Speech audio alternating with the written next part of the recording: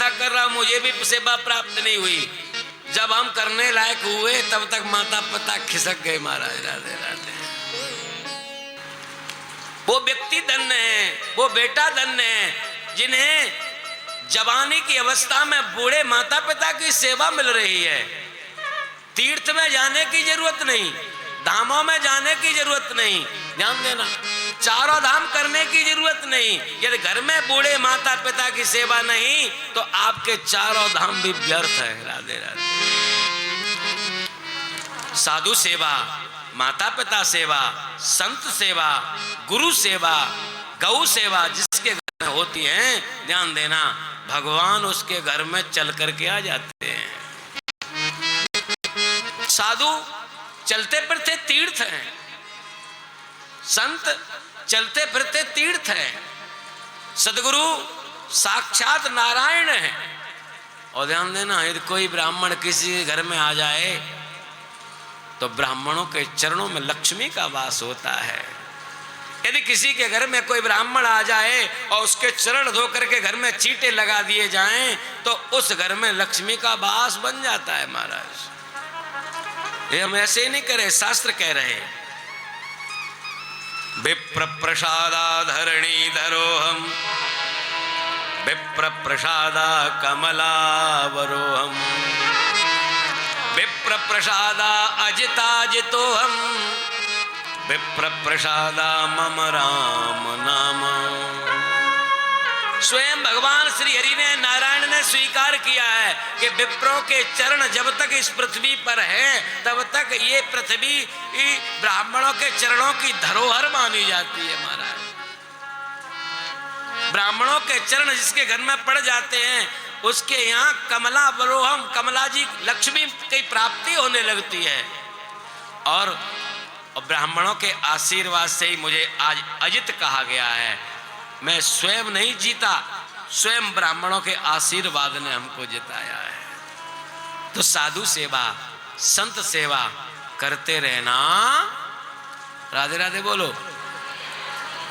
एक व्यक्ति था, निष्ठुर था, कुछ करता नहीं था, घर में कुछ भी नहीं करता था, लाड़ प्यार में पल बढ़ करके बड़ा हो गया, मोटा तगड़ा हो गया, खा पी करके हट्टा कट्टा। 40 साल की अवस्था हो गई लेकिन कुछ नहीं करता था। ध्यान देना, घर वालों ने कहा तू निष्ठुर हो गया है, कुछ करता धरता नहीं है, तेरे जीवन कैसे कटेगा। एक दिन घर वालों ने ज्यादा गुस्सा किया तो घर छोड़ के भाग गया। सुबह से शाम तक चलता रहा। पहली बार घर छोड़ा था। चलते चलते ध्यान देना मेरे बात, थकान हो गई, शाम हो गई और चलते चलते थकान की अवस्था में जैसे तैसे राम जी के मंदिर तक पहुंच गया। राम जी के मंदिर के सामने, राम जी के मंदिर में चरणों में ढोक लगाई, अंदर गया तो साधु बैठे हुए 5-7 हट्टे कट्टे साधु थे। उन साधुओं से रोते हुए कहता है मैं घर से भाग आया हूं, आपके यहाँ भोजन मिल जाएगा। साधुओं ने देखा बालक तो होनहार सा लगता है, अच्छे घर का मालूम पड़ता है, हाँ मिल जाएगा, लेकिन यहाँ नहीं मिलता, यहाँ कुछ करना पड़ेगा। कहा आप जो कहोगे हम करेंगे।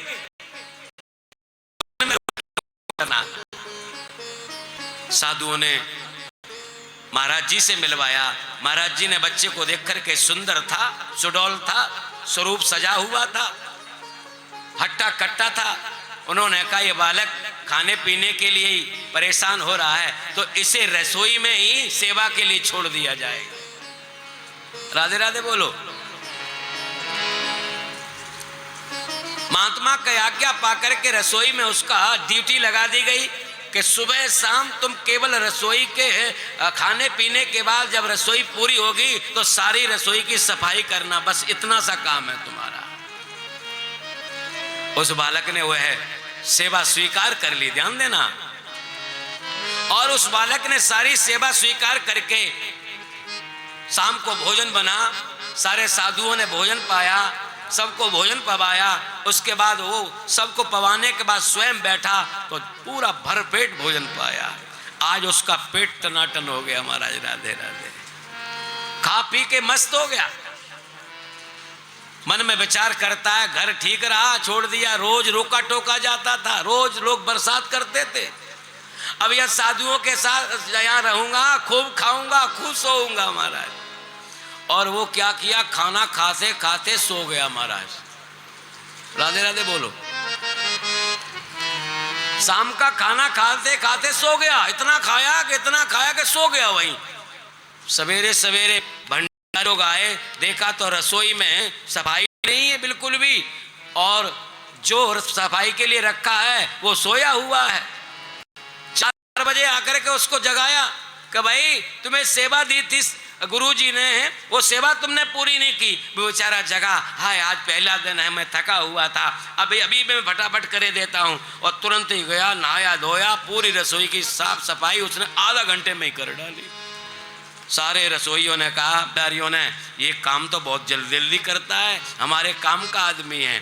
तो उसकी वो जो शाम की उसकी गलती थी वो गुरुदेव को सवेरे बताई नहीं, छुपा ली। राधे राधे। सवेरे सवेरे उसने सबका साथ दिया, सबको भोजन प्रसाद बाल भोग बना, सबको भोजन बाल भोग प्रसाद पवाया। उसके बाद उसने पाया, शाम को दोपहर का राम जी का फिर भोज भंडारा बना, फिर उस सबको पवाया, और दोपहर को पवा करके उसने बाद में खाया, और खा करके वहीं लग गया महाराज, वहीं सो गया।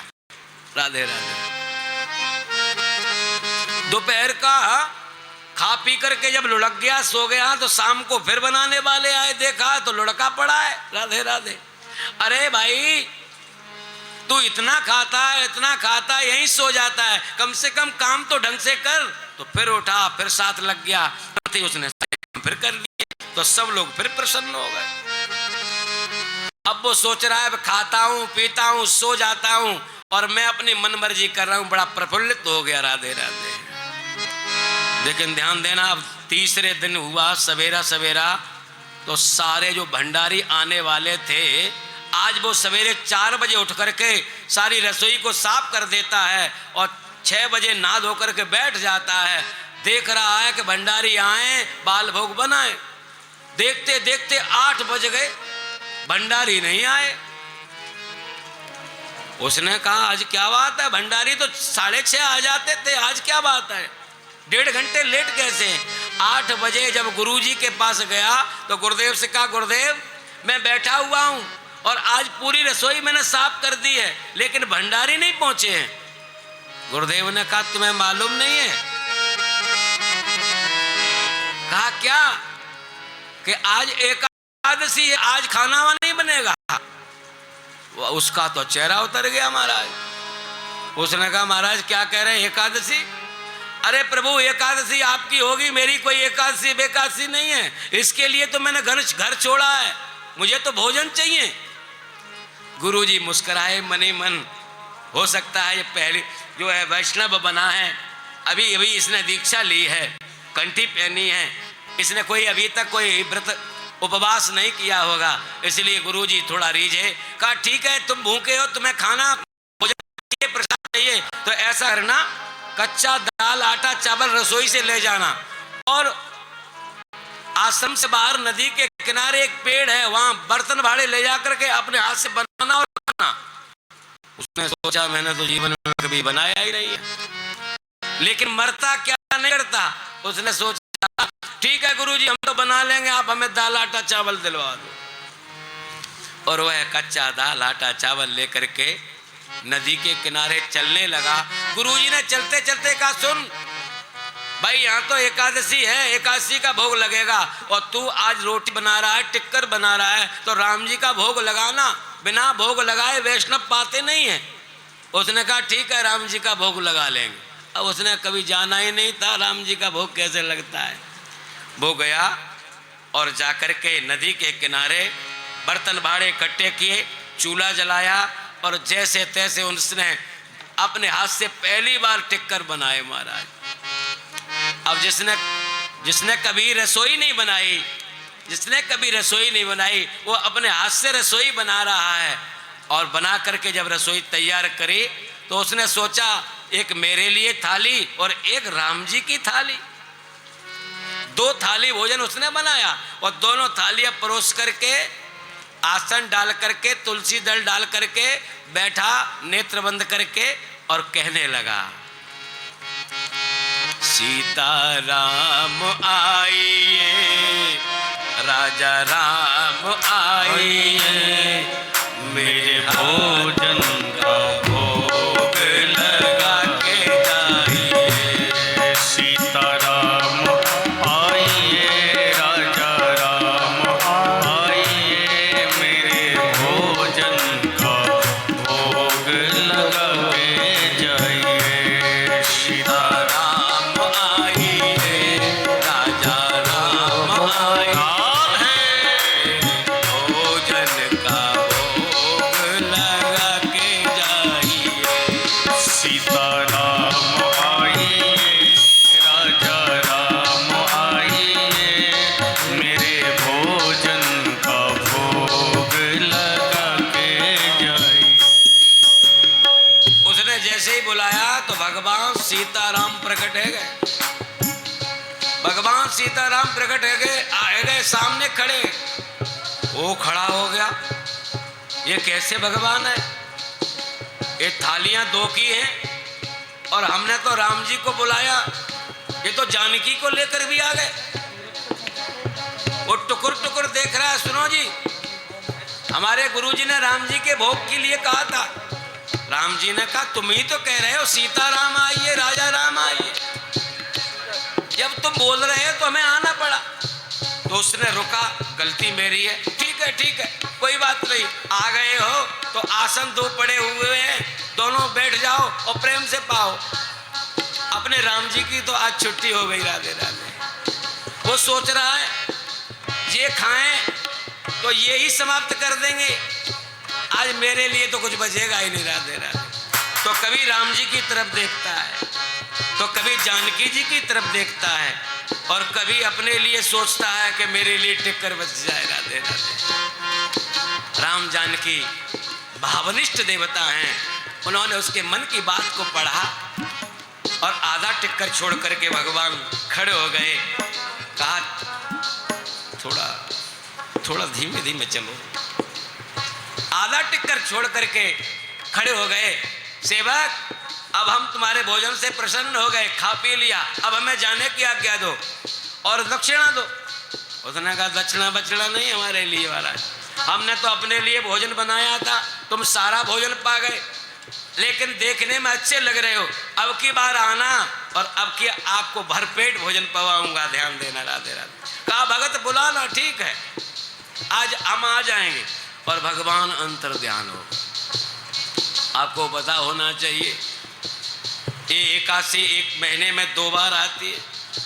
अगली बार एकादशी फिर पड़ी और इस भगत ने फिर देखा चूल्हा नहीं जल रहा है, तो गुरुजी से कहा, गुरुदेव आज एकादशी है क्या? गुरुजी ने कहा, बिल्कुल एकादशी है। कहा, तो अब ऐसा करो, राम जी का भोग लगाना पड़ता है, आज आपको दुगुना आटा दाल चावल देना पड़ेगा। आज दूना आटा दाल चावल देंगे तो हम पबा पाएंगे प्रभु को।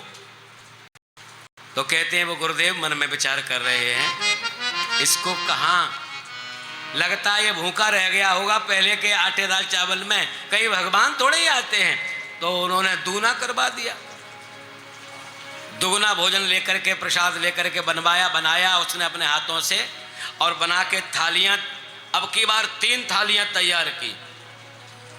सोचा 2 आते हैं, एक मेरी और 2 उनकी, और बोलने लगा भाव में भोग लगाने के लिए, सीताराम आइए, राजा राम आइए, संग में हनुमत लाला को लेके आइए। ओ सीताराम आइए, राजा राम आइए, संग में हनुमत लाला को लेकर आइए। ओ सीताराम आइए, राजा आइए, संग में हनुमत लाला को लेकर आइए।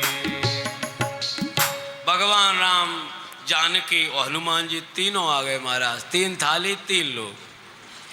अब तो कहने लगा, सुनो जी, आप गड़बड़ कर देते हो बार बार। एक को बुलाते हैं तो दो आते हैं, और दो को बुलाते हो तो तीन आ जाते हो। अब जे थाली पड़ी हुई है तुम ही खा जाओ। राधे राधे। भगवान मुस्कराए, हनुमंत लाल को बैठा करके स्वयं भोजन पाए। अब की बार पूरा एक टिक्कर छोड़ा, पहले आधा छोड़ा था, अब की बार एक टिक्कर छोड़ा। और भगवान हनुमंत लाल को से कहते हैं, सेवक चलो, भक्त का काम पूरा हो गया। और खड़े होकर के चलने लगे तो उसने रोक लिया, सुनो सुनो जी, आप क्या, आप राम जी हो, आप जानकी मैया हो, ये हनुमान जी, ये तो हम समझ गए, लेकिन अगली बार आओगे तो कितने आओगे बता के जाओ।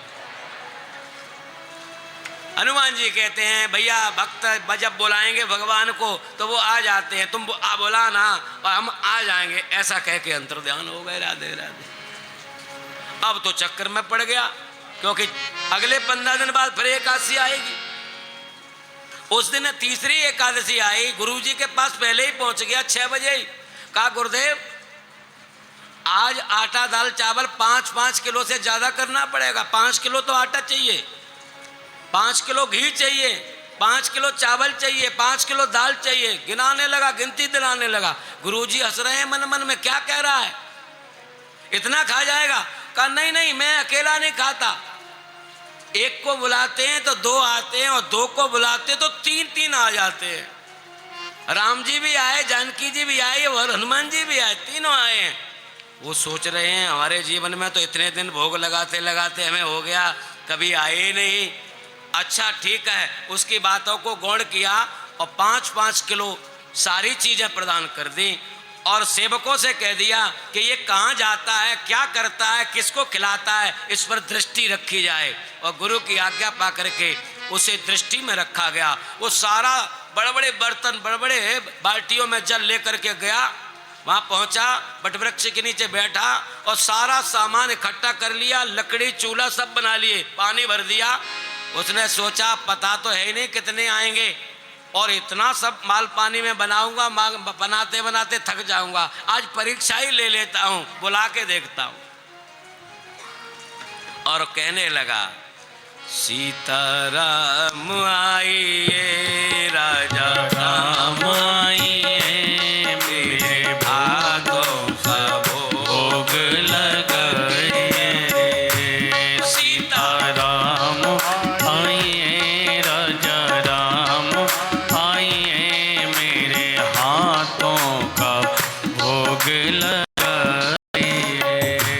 सीताराम आइए, राजा राम आइए, मेरे भोजन का भोग लगाइए। राम जी मन में विचार कर रहे हैं, राम जी मन में विचार कर रहे हैं, अब की बार तो बहुत जल्दी बुला लिया, वैसे 12 बजा देता था, आज 9 बजे ही बुला रहा है। तो सोच रहे हैं, लगता है इसने सवेरे सवेरे रसोई अच्छी बनाई होगी। तो देखते ही देखते संपूर्ण राम दरबार प्रकट हो गया,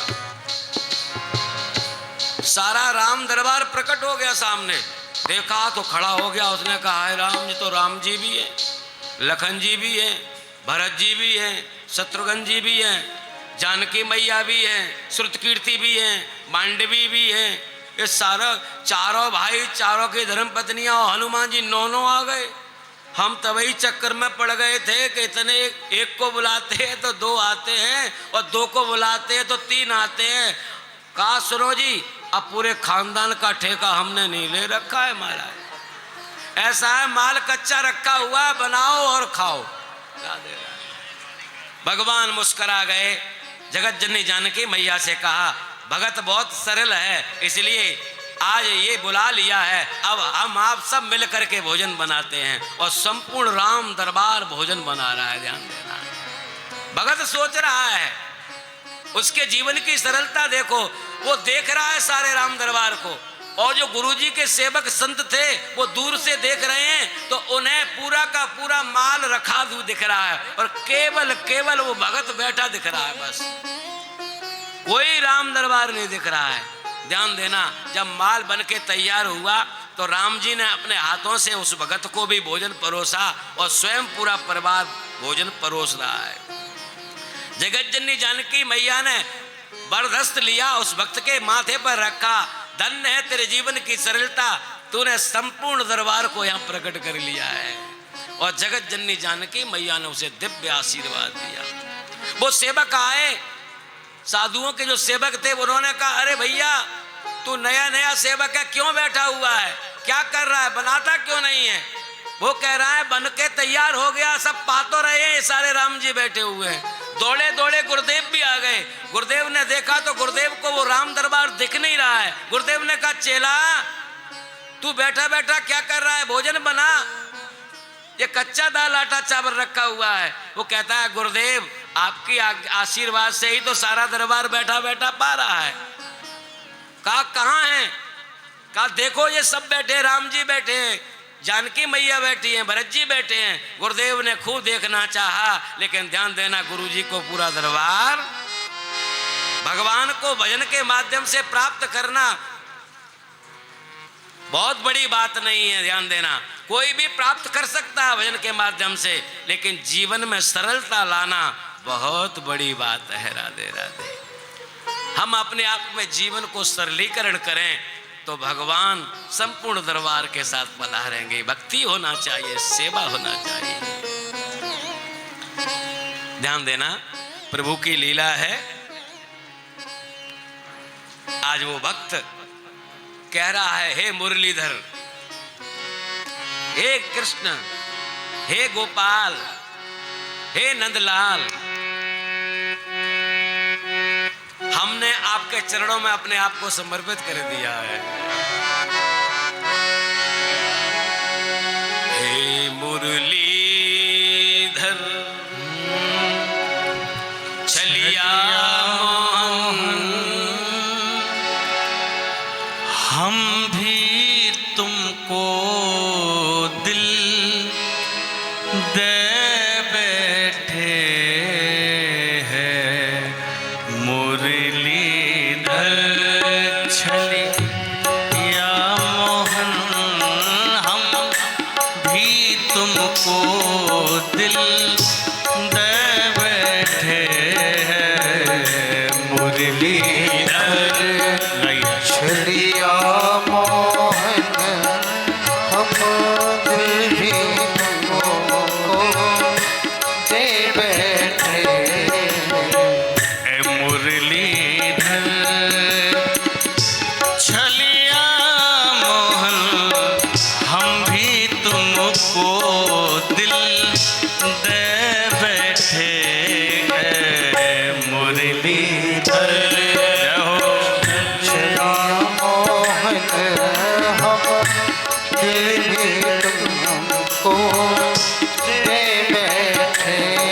गम पहले से भी कम तो न थे, गम पहले से भी कम तो न थे, जो और मुसीबत ले बैठे। गम पहले से, तालियों की सेवा करके गाइए, जय हो। मीरा पे हम और मुसीबत ले बैठे। पीस लगाइए। मुरलीधर छलिया मोहन, हम भी तुमको दिल दे बैठे। मुरलीधर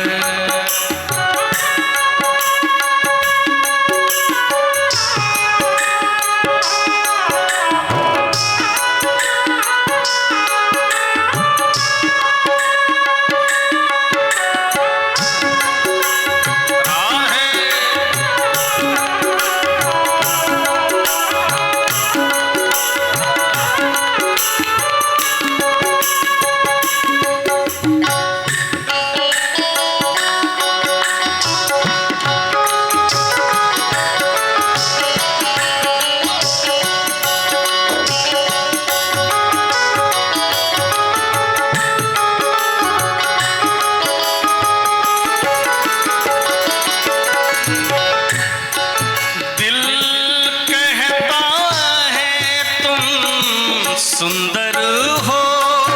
दिल कहता है तुम सुंदर हो।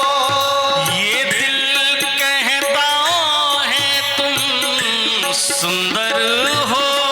दिल कहता है तुम सुंदर हो।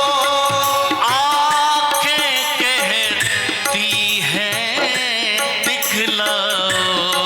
आंखें कहती है दिखलाओ। तुम मिलते नहीं हो आकर के। तुम मिलते नहीं हो आकर के। हम कैसे कहें ये बैठे मुरलीधर। दोनों हाथ उठा के चलिया मोहन हम भी तुमको दिल दे बैठे मुरलीधर। हरि बोल।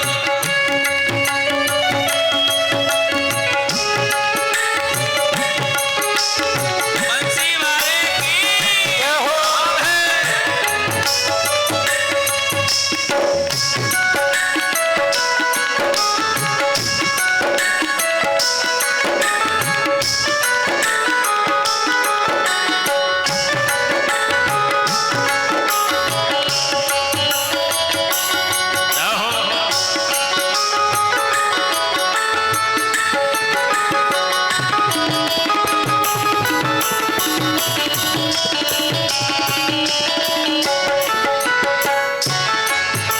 महिमा सुन के हैरान है हम।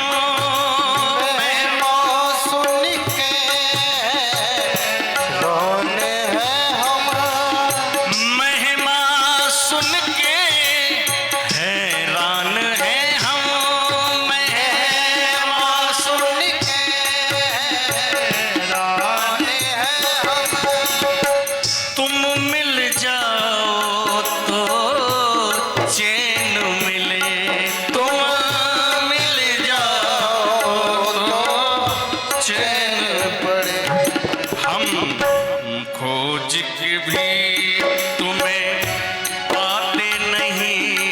हम खोज के भी तुम्हें पाते नहीं।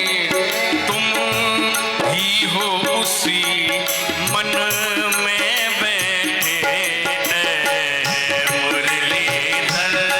चलिया मोहन हम भी तुमको दिल दे बैठे हैं मुरलीधर। चलिया मोहन हम भी तुमको दिल दे बैठे हैं मुरलीधर।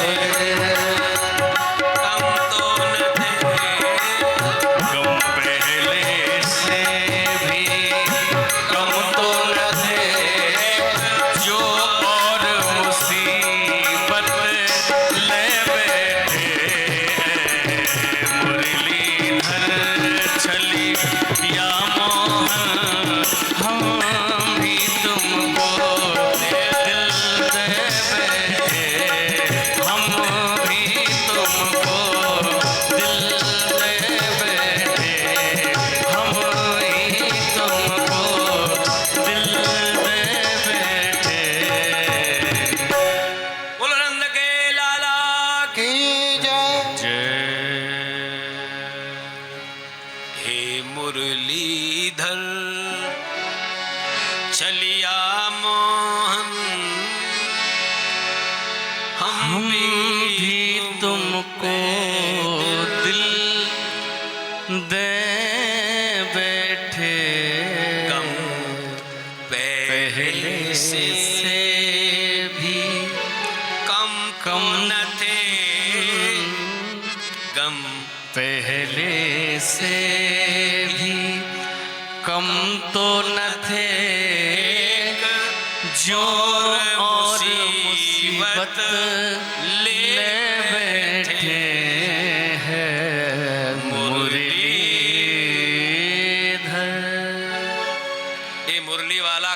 अब नचा दे किसको, राधे राधे पता नहीं।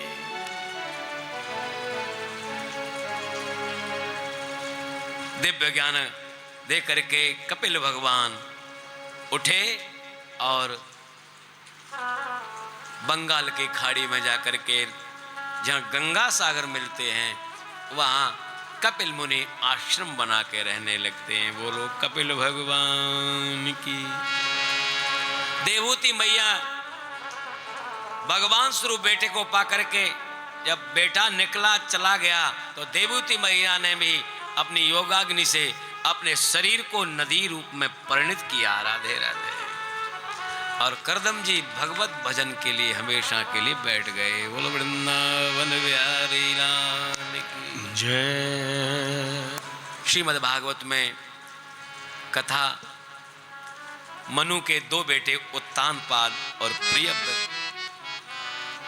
उत्तानपाद के राजा के यहाँ दो बेटियां दो रानियां हैं। आपने कथा सुनी है। एक का नाम है सुनीति और एक का नाम है सुरुचि। और दोनों रानियों से उत्तानपाद राजा को दो बेटे प्राप्त हैं। एक का नाम है ध्रुव और एक का नाम है उत्तम।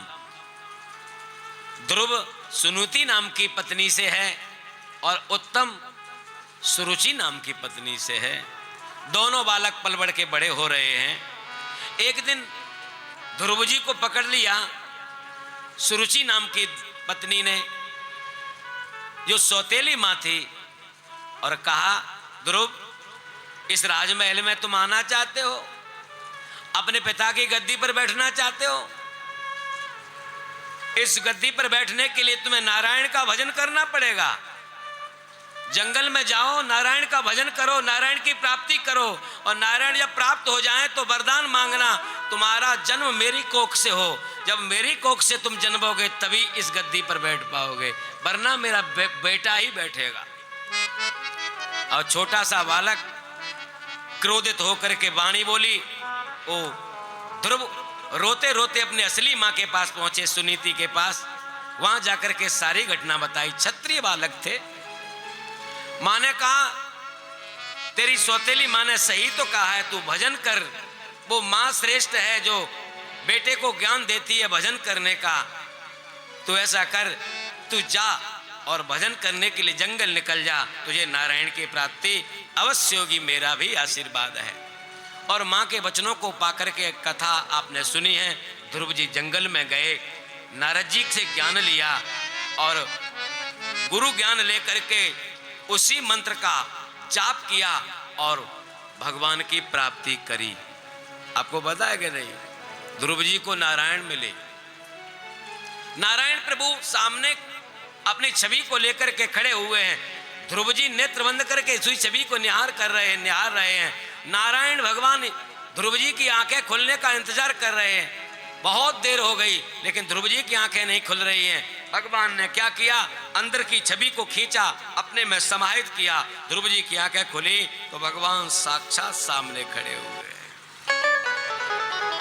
कस्तूरी तिलकम ललाट पटले वक्षस्थले कौस्तुभम नासाग्रे वरमौक्ति कंकर तले वेणु करे कंकणम सर्वांगे हर चंदनम सुललितम कंठे च मुक्तावली गोप स्त्री परिवेष्टितो विजयते गोपाल चूड़ामणि सशंख चक्रम सक्रीट कुंडलम सहार वक्षस्थल कौस्तुभश्रियम।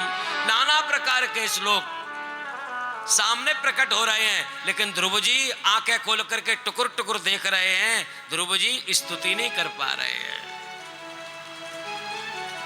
हम आप संसार में एक अच्छे मानवीय व्यक्ति के साथ बड़े महात्मा के सामने खड़े हो जाएं तो बड़े महात्मा के सामने डर लगता है। थोड़ा सा बोलने की इच्छा नहीं होती है, बोलना तो चाहते हैं लेकिन वाणी अवरुद्ध हो जाती है।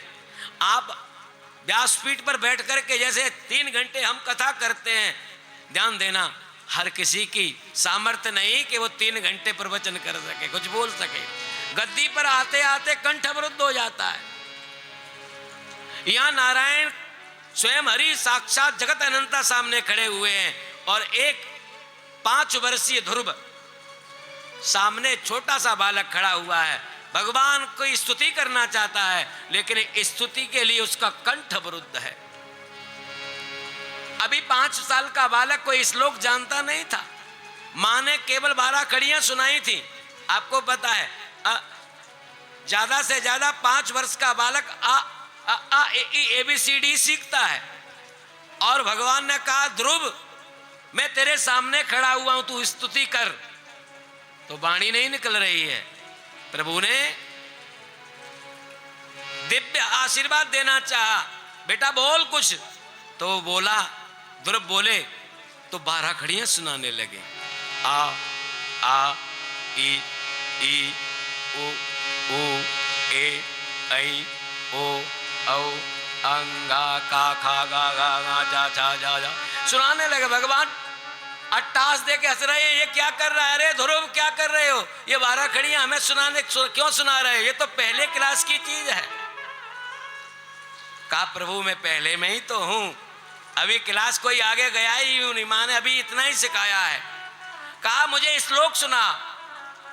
तो ध्रुव जी कहते हैं अपनी मीठी मीठी वाणी से भगवान नारायण से, प्रभु मेरी माँ कहती है, मुझे श्लोक तो आता नहीं है लेकिन मेरी माँ कहती थी दुनिया के जितने भी श्लोक हैं वो बने इन्हीं अक्षरों से है। राधे राधे। हे प्रभु सारी अक्षर मैं सुना देता हूँ, श्लोक तुम बना लो। राधे राधे। और ध्रुव जी ने हाथ जोड़ करके जब जैसा कहा तो भगवान ने अपना 5 जन शंख लिया।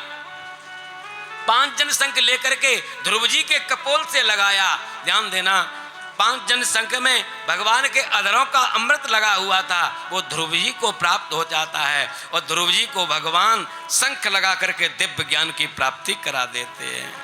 बोलो ध्रुव नारायण भगवान की जय। अब जब ज्ञान प्राप्त हुआ तो नाना प्रकार के श्लोक सुनाने लगा ध्रुव। राधे राधे। जो जानते जो जानते देव जनाई, जानत तुम्हें तुम्हें होए जाए। जो जानते देव जनाई, जानत तुम्हें तुम्हें होए जाए।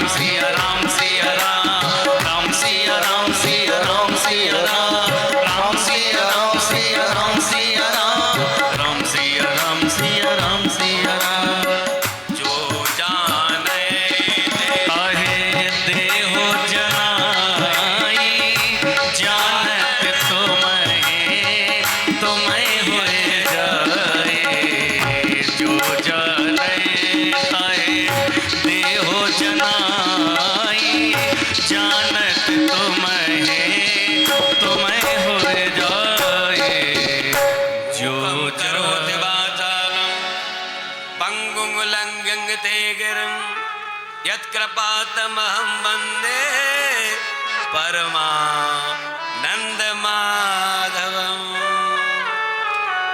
भगवान चाहें तो गूंगा भी बोल पड़ता है। राधे राधे। लंगड़ा भी पहाड़, मूकम करोति वाचालम, पंगुं लंघते गिरिम यत्कृपा तमहं वंदे परमानंद माधव। आज ध्रुव जी को भगवत प्राप्ति हुई। पता चला ध्रुव जी के गांव में, तो जो गांव वाले ध्रुव जी से नफरत करते थे, जो सौतेली माँ ध्रुव जी से नफरत करती थी, आज उसकी नफरत ध्रुव जी के स्वागत में बदल गई। क्योंकि जो भगवान को प्राप्त करता है, दुनिया उसको सम्मान करने लगती है। राधे राधे। आज ध्रुव जी लौटे तो ध्रुव जी का पूरा गांव सजा हुआ है, तोरण द्वार बनाए गए, हाथी सज के तैयार खड़ा हुआ है कि ध्रुव जी आए। सारे गांव के, परिवार के, समाज के सब लोग हाथी पर ध्रुव जी को बिठा करके और पूरे गांव में उनकी मंगल यात्रा करवाई महाराज। क्यों? क्योंकि जा पर कृपा राम की होई, ता पर कृपा करें सब। और ध्रुव जी का अद्भुत स्वागत हुआ। ध्रुव जी ने भगवान से वरदान प्राप्त किया था 36,000 वर्ष तक शासन चलाने का, और भगवान ने वो वरदान भी दिया और एक लोक भी प्रदान किया था जो ध्रुव लोक के नाम से जाना गया। राधे राधे। कालांतर समय बीतता है, ध्रुव जी को 36,000 वर्ष कार्य शासन चलाते चलाते हो जाती हैं। अंत में ध्रुव जी के लिए एक विमान आकर के खड़ा होता है। भगवान के पार्षद 4-4 हाथ लेकर के खड़े हुए ध्रुव जी से कह रहे हैं, अब तुम्हारी उम्र पूरी हो गई, ऐसा करो विमान में बैठो और अपने लोक को चलो। तुम्हारे लिए स्पेशल एक लोक बना है। क्यों? क्योंकि तुमने भगवान की प्राप्ति की है भजन के माध्यम से। ध्यान देना, आपके जीवन में आपने कोई भजन कर लिया है, नाम जप कर लिया है, वो भजन विफल नहीं जाने वाला है। जीवन के किसी न किसी कसौटी पर वो आपके काम आने वाला है। इतिहास गवाह है, ध्रुव जी ने भगवान का भजन किया तो ध्रुव लोक बना। ध्यान देना, हम लोग भजन करेंगे तो हमारा लोक भी, बोलो ना। हमने परसों बताया था, कल ही बताया था, नाम जप किसी ने प्रारंभ किया, 16 माला हरे कृष्ण कृष्ण कृष्ण हरे हरे, हरे राम राम राम। 16 माला करने वाला भगवान कृष्ण के लोक को पाता है, ऐसा कल हमने कहा था। तो आप में से कौन है सच्चा जो कथा सुनने वाला है, उसने 16 माला जपी हो? है कोई? राधे राधे। अरे कोई तो हाथ उठा दो, मेरी कथा सफल हो जाएगी। अब झूठा मीठा कौन उठाए महाराज? अब बताओ, आप हमें ऐसे कथा सुने और सुन करके कथा को यहीं छोड़ जाएं तो कुछ बदलाव आएगा? होगा? भगवान मिलेंगे? ध्यान देना, एक एक चुनिंदा शब्द आपने देखा होगा। आज तीसरा दिन है कथा करते करते। तीसरे दिन में मैंने कभी भी किसी संसार की चर्चा की है? कोई चुटकुला सुनाया है? कोई हंसी मसकरी की बात आपसे की है? सासू बहू की लड़ाई की चर्चा की है जैसे अन्य व्यास करते हैं? ध्यान देना, भागवत में इतना अखंड भंडार पड़ा है। ध्यान देना मेरे भाई बहन, आप लोगों के लिए वही शब्द निकल रहे हैं जो साक्षात मूल भागवत में है, जिससे पितृ देव तृप्त होते हैं और आपके जीवन में भी बदलाव आता है। जो करते रहोगे, देखो हम लोग तो 14 तारीख को करके कह के चले जाएंगे, लेकिन जतन आपको करना पड़ेगा, प्रयत्न आपको करना पड़ेगा, बदलाव आपको लाना पड़ेगा। जब बदलाव आएगा तभी आपका हमारा जीवन। जो करते रहोगे जतन धीरे धीरे, जतन धीरे धीरे, तो मिल जाएगा वो सजन धीरे धीरे। जो करते रहोगे जतन धीरे धीरे, भजन धीरे धीरे, ओ मिल जाएगा वो सजन धीरे धीरे। जो करते रहोगे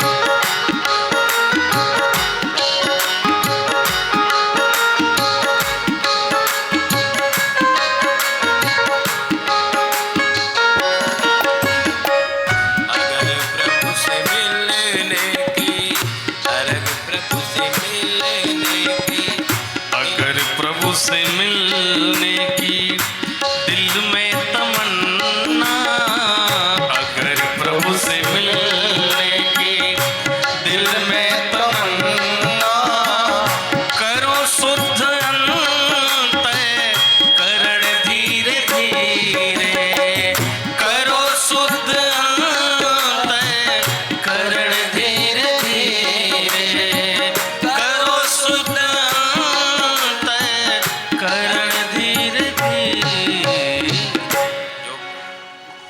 करते रहोगे। करोगे कि नहीं करोगे? अब 16 माला जपने से कृष्ण लोक मिलेगा और 21 माला जपने से राम लोक मिलेगा। वो कौन सा मंत्र था? श्री राम जय राम जय जय राम। और भैया शिव जी के चाहने वाले भी यहाँ बैठे हुए हैं। हमें कल एक कह रहे थे महाराज, रामलोक और कृष्णलोक को दिला दिया, शिवलोक कैसे मिलेगा? एक कह रहे थे यहाँ, हम जा रहे थे तब। तो भैया उनको भी बता देते हैं, रामलोक कृष्णलोक को पाने वालों ने तो खूब रात भर माला जपी है। अब तुम भी सुन लो। राधे राधे। कौन सा मंत्र है शिव जी का? पंचाक्षरी मंत्र है शिव जी का। ओम नमः शिवाय, ओम नमः शिवाय, ओम नमः शिवाय, ओम नमः शिवाय, ओम नमः शिवाय, ओम नमः शिवाय, ओम नमः शिवाय, ओम नमः शिवाय, ओम नमः शिवाय, ओम नमः शिवाय, नमः शिवाय, ओम नमः शिवाय। जिनका डमरू डम डम बाजे, जिनका डमरू डम डम बाजे, जिनका डमरू डम डम बोले, अगम निगम के भेद खोले, अगम निगम के वेद खोले। नमः शिवाय, ओम नमः शिवाय, ओम नमः शिवाय, ओम नमः शिवाय, नमः शिवाय, ओम नमः शिवाय। ओम नमः। ये पंचाक्षरी मंत्र, ये पंचाक्षरी मंत्र की 21 माला पर डे करने वाले को शिवलोक की प्राप्ति हो। राधे राधे बोलो। और ध्रुव जी ने जो मंत्र जपा था ना, वो किससे मिला था? बोलो ना।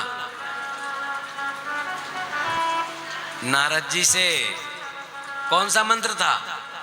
ओम नमो भगवते। ये भागवत का सिद्ध मंत्र है।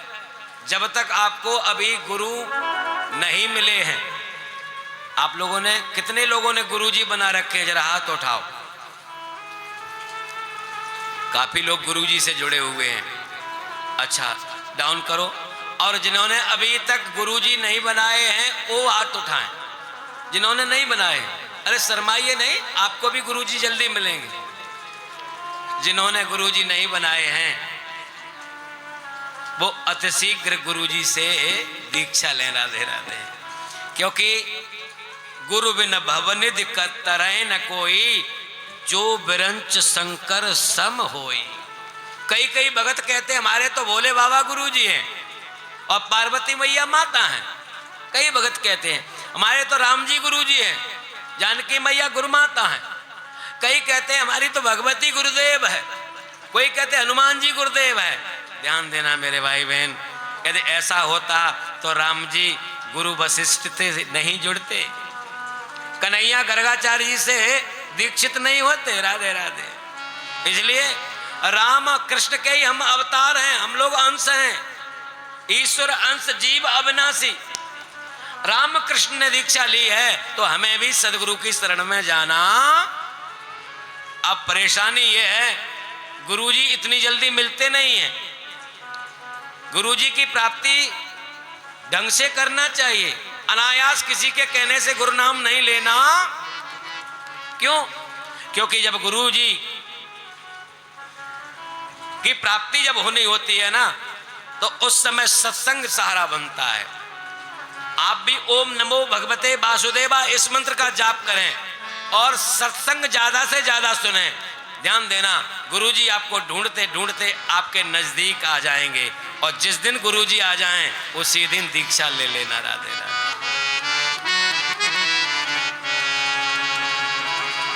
गुरुर्ब्रह्मा गुरुर्विष्णु गुरुर्देवो महेश्वर गुरुर् साक्षात् परब्रह्म तस्मै श्री गुरुवे नमः। गुरु मंत्र लेने के बाद में ध्यान देना, पहले तो गुरुजी देरी में बनाना चाहिए, सोच समझ के बनाना चाहिए। और एक बार गुरुजी बना लिए हैं तो कभी बिसारिए नहीं, फिर छोड़ा नहीं जाता है। गुरु बना करके गुरु का त्याग नहीं किया जाता है। गुरु कुछ भी कर रहे हो ध्यान देना, लेकिन शिष्य को कभी भी उनके अवगुणों को नहीं देखना चाहिए, दोषों को नहीं देखना चाहिए। देखना है तो पहले गुरु करो जान करके, पानी पियो छान करके पहले। और जब एक बार चिपक गए, एक बार आ गए, तो फिर गुरुजी जो कहें वही आपके लिए कल्याण का मार्ग है। ध्यान देना, एक व्यक्ति ने पक्षी को गुरु बनाया था। पक्षी के गुरु बना करके उसने साधना की थी। साधना ऐसी प्रबल थी कि वो तलवार 25 मीटर ऊंचा उछाले और जीभ पर खड़ी कर ले। ये पक्षी कौन सा था? एक किंग फिशर नाम का पक्षी था।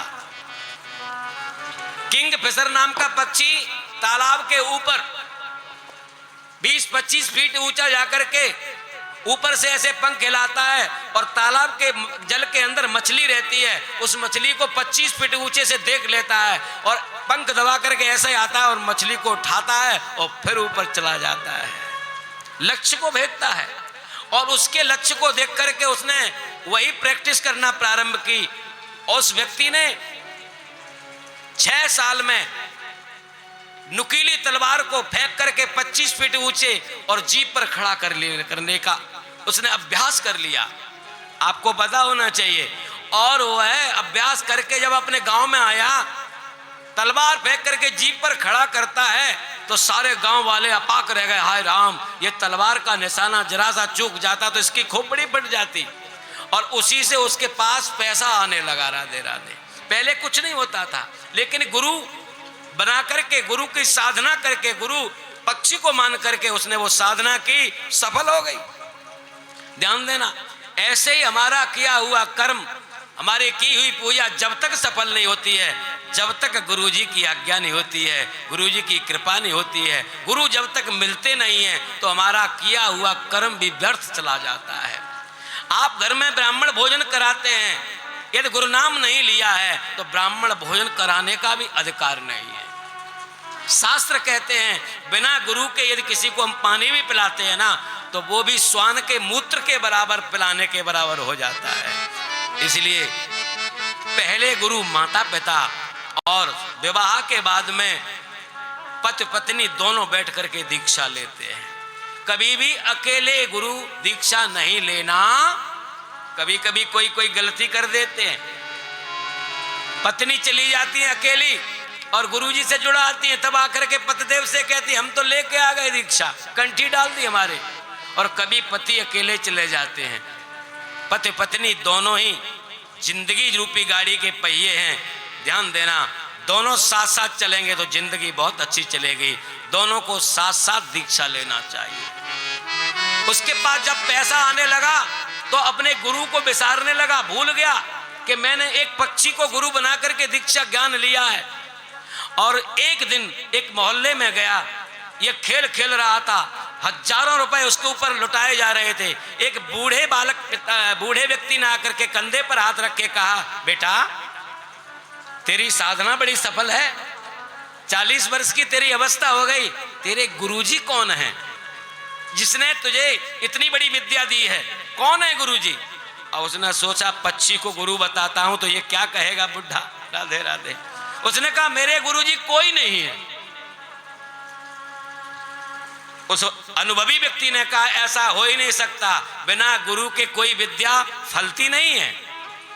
तेरे गुरुजी जरूर है, बिना गुरु के इतनी बड़ी विद्या मतलब ही नहीं है। तो उसने नकार दिया। उस अनुभवी व्यक्ति ने कहा कोई बात नहीं, ठीक है, तू जैसा कह रहा है तेरा तू जान। और वो तो कह के चला गया। और वही व्यक्ति उसी साधना को 6 साल से नित्य प्रति कर रहा था, कभी गलती नहीं हो रही थी। अगली बार अगले मोहल्ले में जाता है, वो तलवार उछालता है, जीव निकालता है।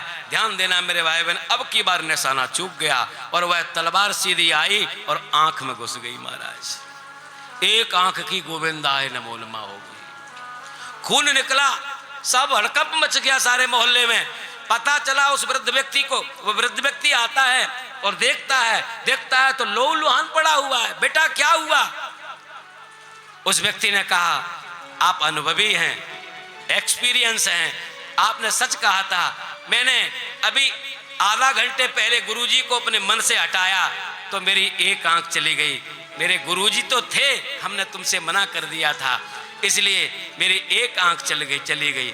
गुरु मान करके, गुरु को विसार करके मेरी एक आंख में दे बेटा। बेटा इसलिए ही तो मैं कह रहा था कि गुरु बना करके कभी गुरु को विसारना। ध्यान देना, पहले तो गुरु बनाना चाहिए और बना करके विसारिए मत। यदि कोई गुरु बना करके गुरु को छोड़ देता है, ध्यान देना, तो अगले जन्म में वह हैंडीकैप्ड बनता है, दोनों आंखें चली जाती है महाराज। इसलिए ये कोई संवाद साधारण नहीं है। गुरु शिष्य का नाता जब से सृष्टि चली है तब से ही बना हुआ है। आइए भक्ति भाव में बह करके अपने आपके मन को त्रोहित करें और ध्रुव जी की उस तपस्या का प्रभाव देखें जिन्होंने संत नारद को गुरु बनाया। कभी कभी हमारे आपके जीवन में ये अवस्था आ जाती है कि हम गुरु बनाएं तो किसको बनाएं। कोई कहता है संत को बनाएं, कोई कहता है सन्यासी को गुरु बनाना चाहिए, कोई कहता है साधु को बनाना चाहिए, कोई कहता है योगी को बनाना चाहिए, कोई कहता है भागवत वक्ता को बनाना चाहिए, कोई कहता है गृहस्थ गुरु होना चाहिए। आखिरकार हम किससे जुड़े? ध्यान देना, तो आप गृहस्थी में हैं और गृहस्थी के मार्ग में चल रहे हैं, बेटा बेटियों के भी विवाह शादी नहीं हुई है, तो ध्यान देना आपको किसी गृहस्थ गुरु से ही जुड़ना चाहिए। क्योंकि गृहस्थ गुरु गृहस्थी में रहता है, गृहस्थी का अनुभव होता है, तो गृहस्थी को बढ़ाने की, गृहस्थी को चलाने की शिक्षा ज्ञान प्रदान करेगा। यदि कोई साधु से आप जुड़ गए तो गृहस्थ मार्ग छुड़वा देगा, साधुता में ले जाएगा। ध्यान देना, यदि किसी सन्यासी से जुड़ गए गृहस्थ बन करके तो आपका गृहस्थ मार्ग भुला करके सन्यास की तरफ ले जाएगा, क्योंकि जैसा गुरु होगा चेला वैसा ही, बोलो ना। इसलिए जब तक हम गृहस्थ मार्ग में हैं, अपने गृहस्थ मार्ग से निवृत्ति नहीं ली है, बेटा बेटियों की शादी नहीं की है, ध्यान देना, तब तक हमें अपने गृहस्थ गुरु से ही जुड़ के रहना। राधे राधे बोलो। अब भूल चूक नहीं होना चाहिए। सदगृहस्थ से जुड़ेंगे तो आपकी गृहस्थी में, गृहस्थी का जीवन का जीने का आनंद प्रदान करेगा। राधे राधे। ऐसे तो चारों वर्णों का गुरु ब्राह्मण ही बताया गया है। ब्राह्मण यदि गृहस्थ मिल जाता है तो इससे श्रेष्ठ कुछ भी नहीं है। राधे राधे। बोलो वृंदावन बिहारी लाल की जय। ध्रुव जी के लिए विमान खड़ा हुआ था, विमानारूढ़ होकर के ध्रुव जी जाने वाले हैं। लेकिन ध्यान देना, संसार में कोई भी आता है वो मृत्यु को स्पर्श करता है, लेकिन ध्रुव जी थे तो मनुष्य, भगवान की प्राप्ति हो गई, होना चाहिए, शरीर छूटना चाहिए, लेकिन भगवान की आज्ञा है, पार्षद सशरीर ले जाना चाहते हैं। श्रीमद् भागवत में इतिहास गवाह है, 2 ही लोग ऐसे हैं जो सशरीर गए हैं भगवत धाम, एक तो ध्रुव जी और दूसरे युधिष्ठिर जी। राधे राधे। एक ध्रुव जी, एक धर्मराज, बोलो ना, युधिष्ठिर जी। ध्रुव जी सशरीर विमान में बैठने लगे, एक संसार की अधिष्ठात्री देवी जिसका नाम है मृत्यु महारानी। मौत सबको गले लगाती है, ध्यान देना, संसार में ऐसा कोई अछूता नहीं है जो मौत गले ने लगाए। मृत्यु महारानी स्त्री का रूप लेकर सामने खड़ी हुई है और ध्रुव जी से कहती है, ध्रुव जी तुम धन्य हो। ध्रुव जी कहते हो कौन तुम धन्यवाद देने वाली? कहा तुम्हें पता नहीं है? अरे तुमने नारायण की प्राप्ति की है? कहा बिल्कुल की है। कहा तुम्हारे लिए लोक भी प्रभु ने बना दिया? कहा बिल्कुल बना हुआ है। कि तुम्हारे लिए विमान आया है? कहा बिल्कुल विमान आया है। कहा तो मैं इस संसार को छोड़ करके जाने वाले के सामने खड़ी हो जाती हूं। तुम्हें ध्यान होना चाहिए, तुम योगी हो, इसलिए मैं तुम्हारे सामने हाथ जोड़ रही हूं। यदि भोगी होते तो मैं तुम्हें रगड़ देती। राधे राधे। मृत्यु कहती है तुम भोगी होते, संसारी होते तो मैं तुम्हें रगड़ देती। तुम योगी हो, तुम धन्य हो, तुमने योग साधना से भगवत प्राप्ति की है, भगवान की प्राप्ति की है, इसलिए मैं तुम्हारे सामने सिर झुकाती हूं। वो मौत भी ध्रुव जी के सामने, ध्यान देना, सिर झुका रही है और कह रही है इस संसार में रहते हुए भोगी भी मरते हैं, योगी भी मरते हैं।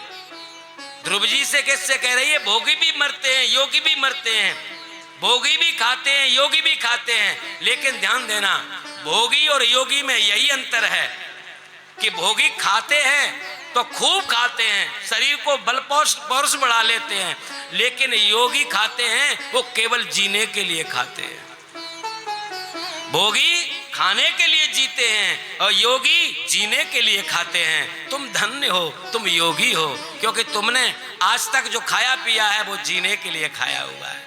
ध्यान देना मेरे भाई बहन, हमारा आपका खाना पीना गड़बड़ाता है ना तो शरीर में बीमारी बढ़ती है। इसलिए मेरे भाई बहन कंट्रोल करो।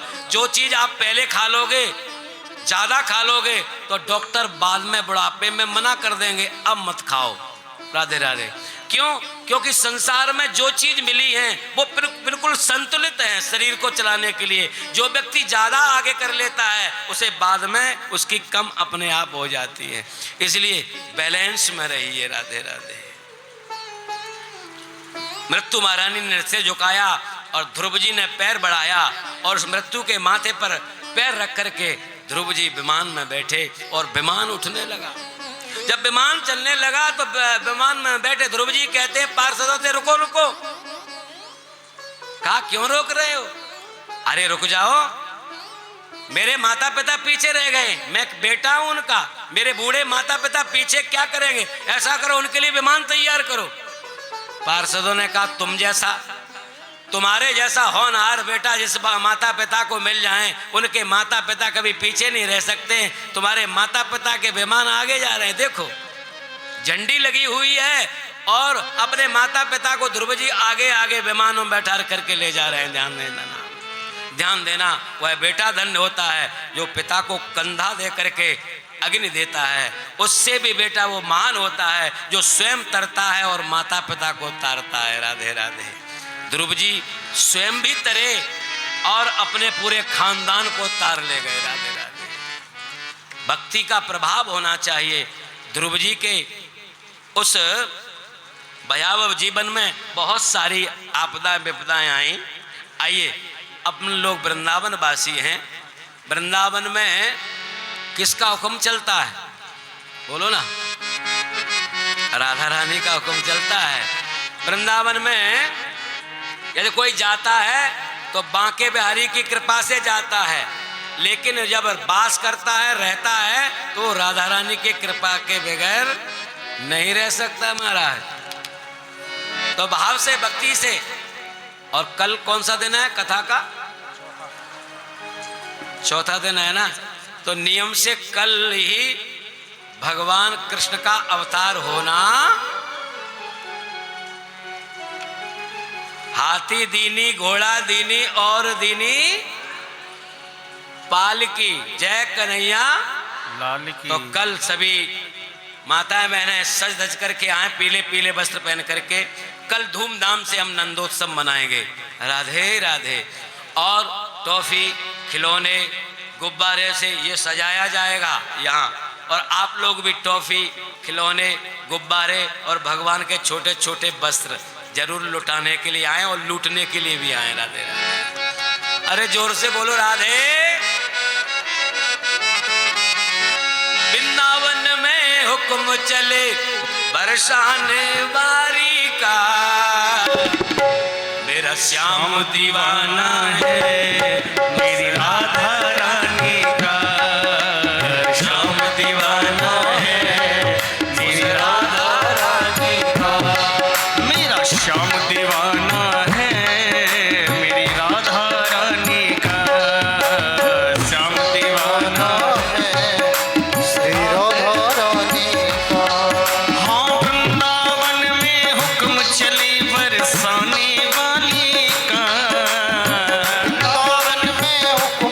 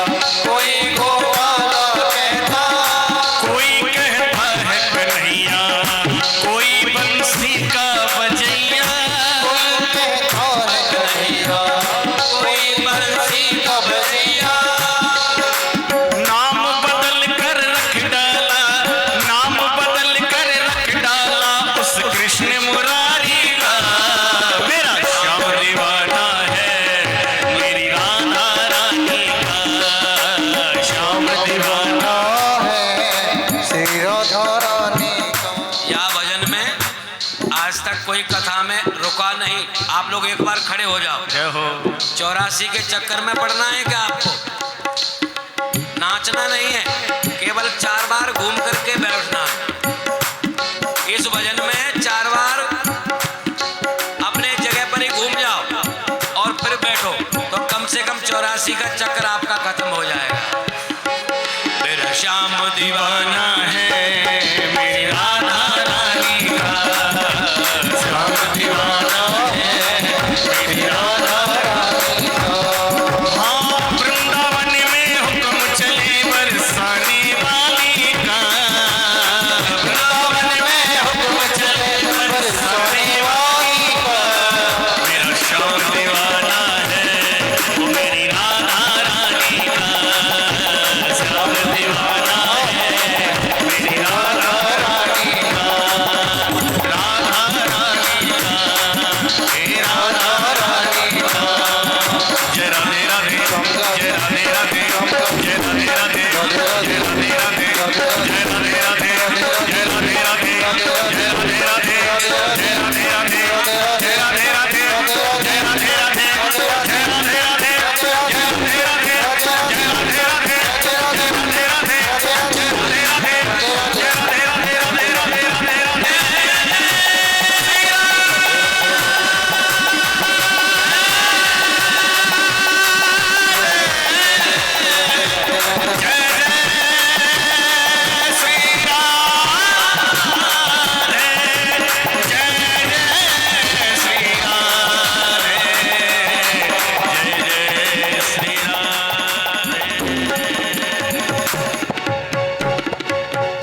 बोलो बंसी वारे की।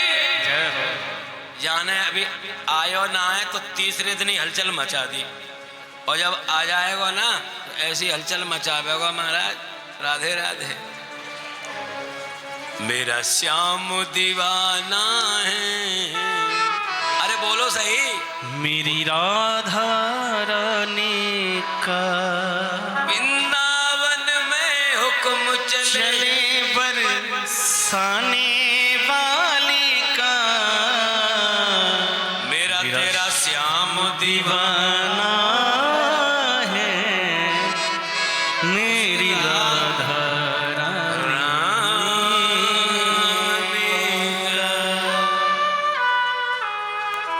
ध्रुव जी के वंश में आगे उत्कल हुए, उत्कल के वंश में अंग हुए, अंग के एक बेटा हुआ बैन। बैन अत्याचारी राजा था, मारा गया, शरीर का मंथन हुआ।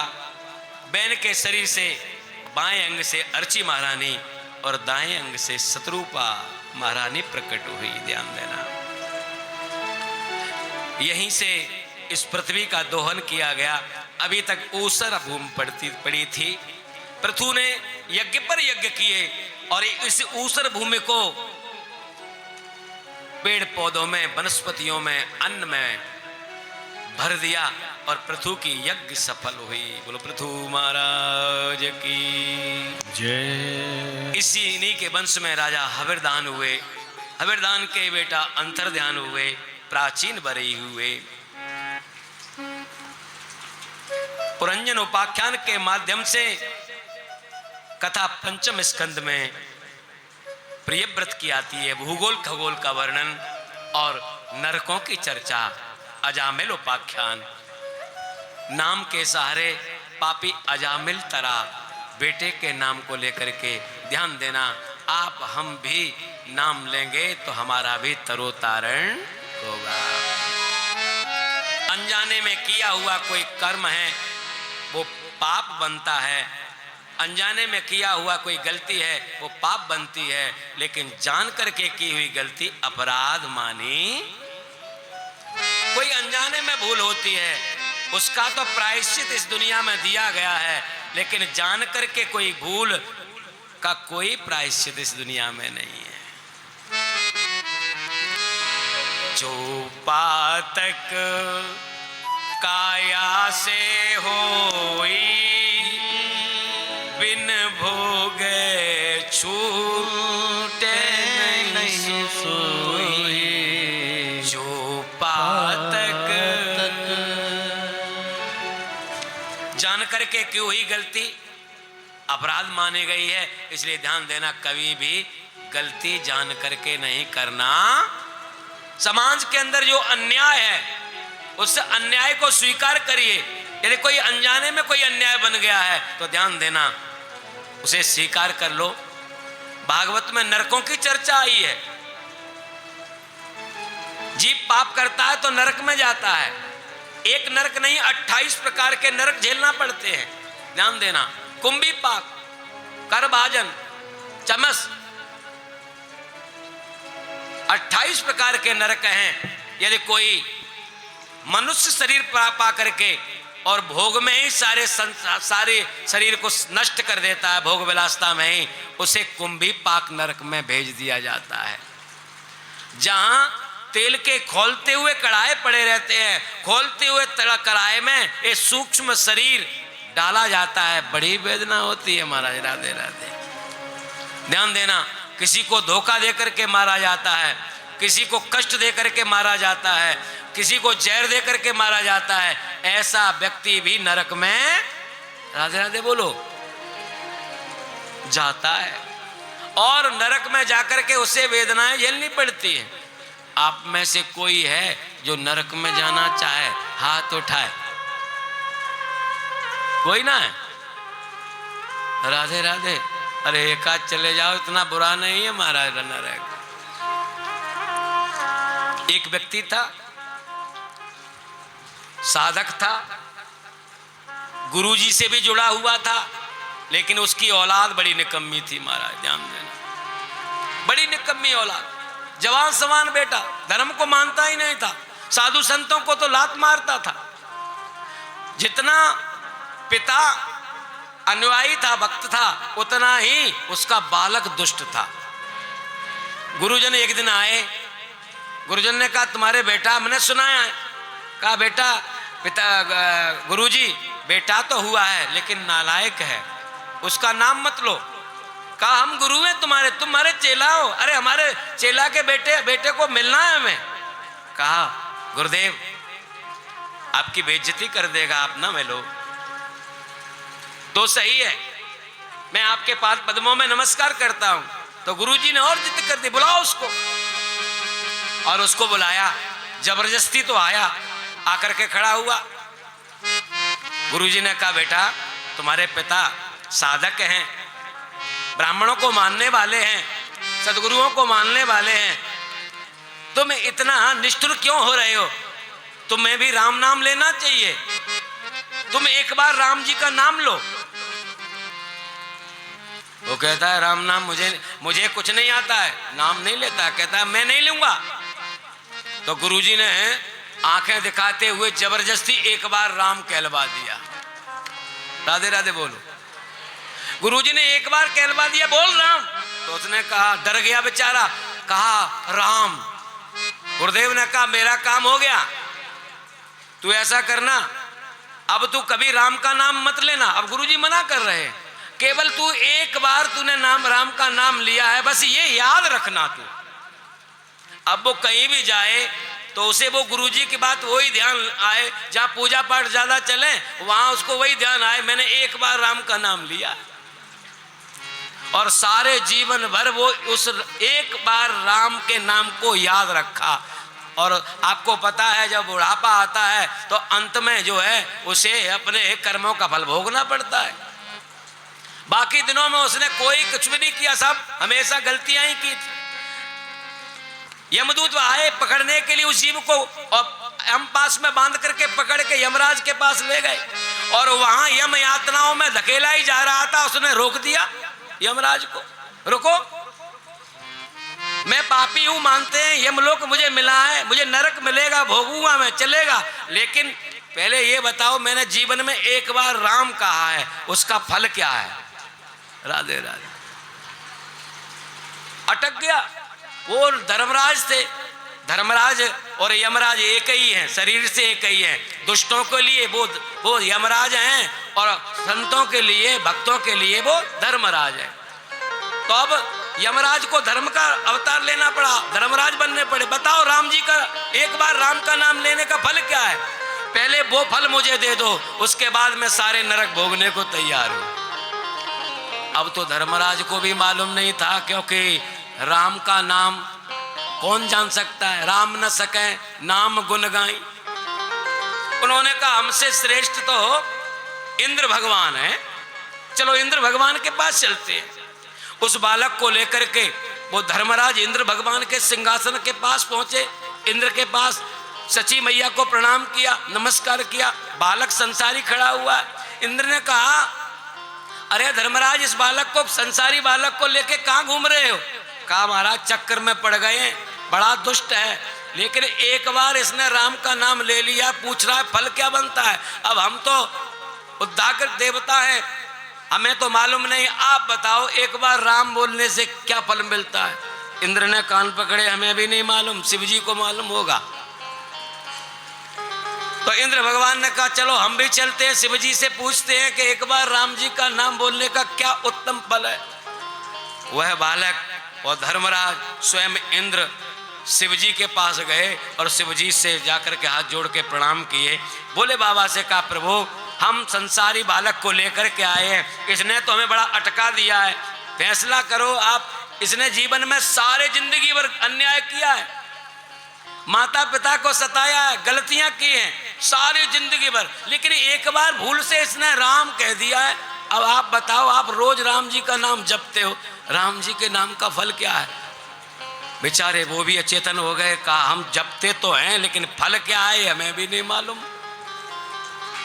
ब्रह्मदेव के पास चलते हैं, विधाता के पास। तो वो यम, धर्मराज, स्वयं बालक, इंद्र और स्वयं शिव जी पहुंच गए ब्रह्मलोक। महाराज ब्रह्मा जी के पास जाकर के सब स्तुति करते हो, कहने लगे ब्रह्मदेव। ब्रह्मा जी ने शंकर जी की अद्भुत स्वागत किया, इंद्र का स्वागत किया, धर्मराज का स्वागत किया, लेकिन जैसे ही दृष्टि पड़ी संसारी बालक की, पूछने लगे ये कौन है? कहा यही तो खींच के लाया यहां तक, इसने एक बार राम का नाम लिया है और कहता है उत्तम फल बताओ उसका, तब मुझे नरक दो। तो ब्रह्मा जी भी चकरा गए, कहा ये तो हमें भी नहीं मालूम है, राधे राधे। कहा अब कौन फैसला करेगा कि चलो राम जी के लोक में ही राम जी से ही पूछते हैं, वही बता पाएंगे उनके नाम की महिमा क्या है। ध्यान देना मेरे भाई बहन, राम लोक में भी पहुंच गए साकेत, राधे राधे। राम जी खड़े हुए, देखा तो शिव जी अद्भुत स्वागत किया। शिव जी हैं, इंद्र हैं, ब्रह्म हैं, स्वयं धर्मराज हैं और एक संसारी बालक। राम जी ने कहा इस छोटे से बालक को लिए कहां घूम रहे हो? कहा प्रभु आपका एक बार नाम लिया है, अब आप ही बताओ आपके नाम की महिमा क्या है। तो राम जी ने अभी नेत्र ढाल लिए, कहा हमको भी मालूम नहीं है हमारे नाम की महिमा। तो अब कौन बचा कि चलते हैं बैकुंठाधिपति श्रीमन नारायण और लक्ष्मी जी के पास हम भी चलते हैं, बहुत दिन से गए भी नहीं हैं और आज मौका मिल रहा है तो हम भी चलते हैं। महाराज वह बालक शिव जी और धर्मराज, स्वयं इंद्र, स्वयं ब्रह्मा जी और स्वयं राम जी, सब की सब मूर्तियां जब साकेत से उठ करके ब्रह्म नारायण लोग पहुंची, नारायण भगवान स्वयं लक्ष्मी के पैर दबा रहे थे, भगवान से सैया पर लेटे हुए थे नारायण लोक में। सबको देख करके आज स्वयं नारायण उठ करके खड़े हो जाते हैं और गोदी कर लेते हैं और कहते हैं आओ आओ राम जी, अरे आपके साथ तो भोले, ये भोले भी हैं, आओ आओ। और इंद्र भगवान सब, ब्रह्मदेव सब, अरे रे रे कहां से आना हुआ? और ये 5-7 मूर्तियां इकट्ठी कहां से? वो छोटा सा बालक। कहा महाराज इस बालक ने तो खींचा है महाराज। ये बालक कहता है जिंदगी में यानी बहुत सारी गलतियां की हैं, एक बार इसने राम कहा है, अब स्वयं राम जी भी नहीं बता पाए नाम की महिमा, आप बताओ एक बार राम नाम की महिमा क्या है। भगवान मुस्कुराए, जो दुनिया के रचनाकार हैं। कहा ऐसा करो तुम सब हट जाओ, उस बालक को मेरे पास भेजो, राधे राधे। वो बालक को दौड़ा करके आगे बुलाया और आकर के उस बालक को उठाया और अपनी गोदी में बिठाया और अपना बरदस्त उस पर घुमाने लगे। धन्य है, राधे राधे, धन्य है तूने एक बार राम का नाम लिया है, धन्य है। ये 7 मूर्तियां मेरे लोक में कभी नहीं आई, तू धन्य है, तू उन सब मूर्तियों को लेकर के आ गया। राधे राधे। तेरे जैसा धर्मात्मा कौन हो सकता है? सब खड़े देख रहे थे। फिर पूछा, स्वयं राम जी पूछ रहे हैं, ब्रह्मा जी पूछ रहे हैं, महाराज अब बहुत देर हो गई, अब तो बताओ राम नाम की महिमा क्या है। कहा विधाता तुम अभी भी नहीं समझ पाए, एक बार राम बोलने पर मेरी गोदी प्राप्त हो गई है, ये बार बार नाम प्राप्त लेगा तो मेरे को कितनी प्रसन्नता होगी। राधे राधे। जिंदगी जब तक रहेगी फुर्सत न होगी काम से, कुछ समय ऐसा निकालो प्रेम कर लो राम से। क्यों कि है नहीं तन का भरोसा, किस घड़ी छूट जाएगा, एक दिन इस रूप का बाजार ही लुट जाएगा। नाम के सहारे को लेकर के अजामिल तर गया। सप्तम स्कंद में भक्त प्रहलाद की कथा आती है, जिनके अंदर नवदा भक्ति थी, 9 प्रकार की भक्ति थी। श्रवणम कीर्तनम विष्णु, स्मरणम पाद सेवनम, अर्चनम बंदनम दास्य, सख्य आत्म निवेदनम। 9 प्रकार की भक्ति कयादु को गर्भ में ही प्राप्त करने वाले देवर्षि नारद की कृपा से आज भक्त प्रहलाद बार बार यातनाएं मिल रही हैं, बार बार पटके जा रहे हैं, जहर दिया जा रहा है। भक्त को भी कभी कभी कष्ट मिलता है। दुनिया में ऐसा कोई नहीं दूध का धुला जिसे जीवन में कष्ट ना मिला हो। ध्यान देना, सबको कष्ट मिलता है। एक बार जीवन में सबके पास बुरा समय आता है, लेकिन ध्यान देना उस बुरे समय को जो झेल जाता है, आगे का जीवन उसका सफल हो जाता है। राधे राधे। आज प्रहलाद जी को यातना दी जा रही है, 9 प्रकार की भक्ति पाने वाले। 9 प्रकार की भक्ति में से एक भक्ति भी यदि हम जैसे आपके जैसे व्यक्ति को मिल जाए तो जीवन तर जाता है। लेकिन भक्त प्रहलाद ने 9 प्रकार की भक्तियां ली।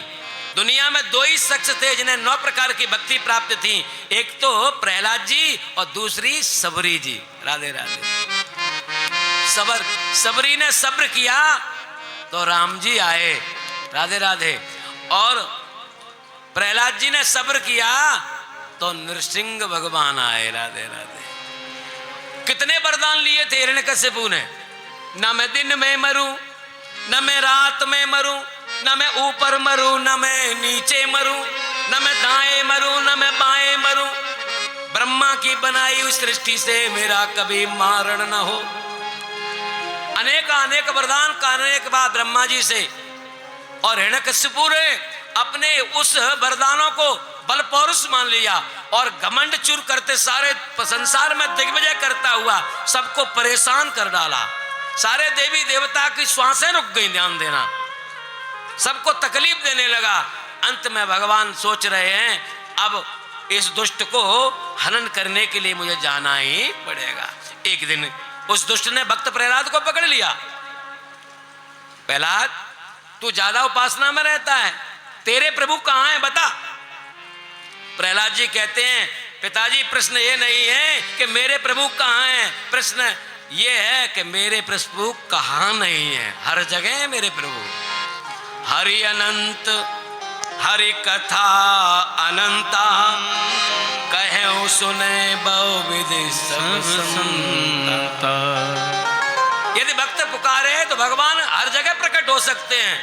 अच्छा, तो ये इतना विश्वास है तो एक जीव जो है खंबा लगा हुआ था पत्थरों का, मुष्टिक उठाता है और कहता है तेरे प्रभु इस खंबे में है। ये निर्जीव खंबा है, ईंट पत्थर से बना हुआ है। तो भक्त प्रहलाद ने कहा मेरे प्रभु इस खंबे में भी है। वहां बैकुंठ में जो है हलचल हो गई। लक्ष्मी जी से नारायण बोले ये मेरा कैसा भगत है, 9 प्रकार की भक्ति पाने वाला प्रहलाद। दुनिया में आज तक जितने भी भगत हुए हैं मुझे सजीव से प्रकट होने के लिए कहा है, लेकिन आज इसने निर्जीव में मेरा वास करा दिया है। अब भक्त के मान को रखने के लिए मुझे निर्जीव वस्तु में प्रवेश करना।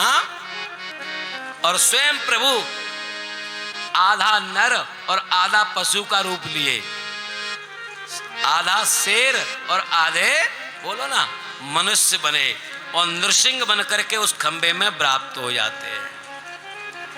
हिरण्यकशिपु ने प्रहलाद को पकड़ा, जकड़ा और मिष्ट को उठा कर कहने लगे बता तेरे प्रभु कहाँ हैं। खंबे में हैं।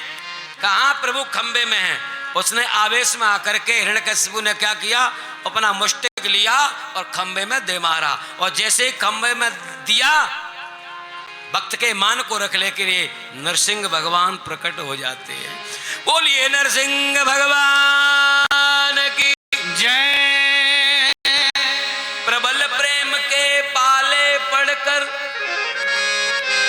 प्रभु को नियम बदलते देखा, अपना मान टल जाए, भक्त का मान न टलते देखा। भक्त हमारे पग धरे, वहां धरू मैं हाथ, सदा संग लागत फिरो, कबहू न छोड़ो साथ। प्रहलाद जी के सामने नरसिंह भगवान प्रकट होकर के हिरण्यकशिपु को खींच करके ले जाते हैं और देहली पर ही टांग लेते हैं, जंगाओं पर लिटा लेते हैं। साक्षात हरि नरसिंह भगवान कह रहे हैं अब हम तुमको मारेंगे। हिरण्यकशिपु कहता है नहीं मार सकते, मैंने ब्रह्मा जी से वरदान अनेक लिए हैं। कहा क्या वरदान लिए हैं? कि ना मैं अंदर मरूं ना मैं बाहर मरूं। कहा भले आदमी, तू ना तो अंदर है और ना बाहर है, तू तो देहली पर ही अटका हुआ है।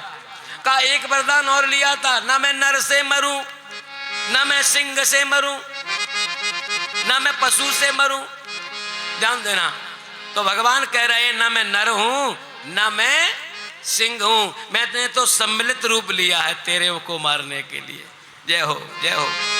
प्रहलाद जी महाराज की जय।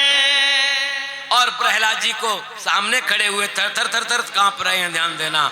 और वह नरसिंह जी फिर कहते हैं भले आदमी और कौन से वरदान है तेरे पास? का एक वरदान और लिया मैंने, ना मैं ऊपर मरूं ना मैं नीचे मरूं। का भले आदमी, ना तो तू ऊपर है और ना नीचे, तू तो मेरी जंगा पर ही लेटा हुआ है। कहा मैंने एक वरदान और लिया था कि मैं ब्रह्मा जी की बनाई हुई किसी सृष्टि से मेरा मारण ना हो। तो भगवान नरसिंह कहते हैं मैं अखिल कोट ब्रह्मांड नायक हूं, मुझे ब्रह्मा जी नहीं बनाते हैं, मैं चुटकी बजाऊं तो करोड़ों ब्रह्माओं को प्रकट कर सकता हूं।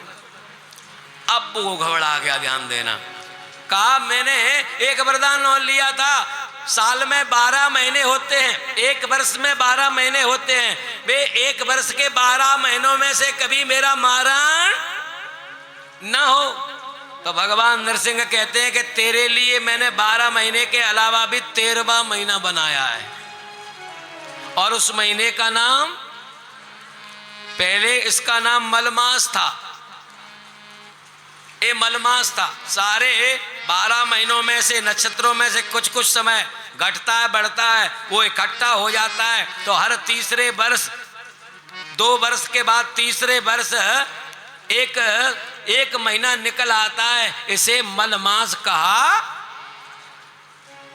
सारे लोग 12 महीनों के नाम थे, चैत्र वैशाख ज्येष्ठ आषाढ़ श्रावण भाद्रपद आश्विन कार्तिक मार्गशीर्ष माघ फाल्गुन, ये सारे 12 महीनों के नाम अच्छे अच्छे थे, लेकिन इस महीने का नाम था मलमास। तो सब चिढ़ाते थे तू तो मल है हम सबका तू मल है। तो ये मलमास एक भगवान नारायण के पास एक बार पहुंचा और वो जाकर के कहता है प्रभु हमारी ऐसी क्या भूल है, ऐसी क्या गलती है, हमारा नाम मलमास रख दिया है, सब लोग हमें गंदी दृष्टि से देखते हैं। भगवान ने कहा कोई बात नहीं है, तुमको हमने बनाया है, इसलिए अब तुम्हें सारे संसार के लोग पुरुषोत्तम मास के नाम से जानेंगे। राधे राधे।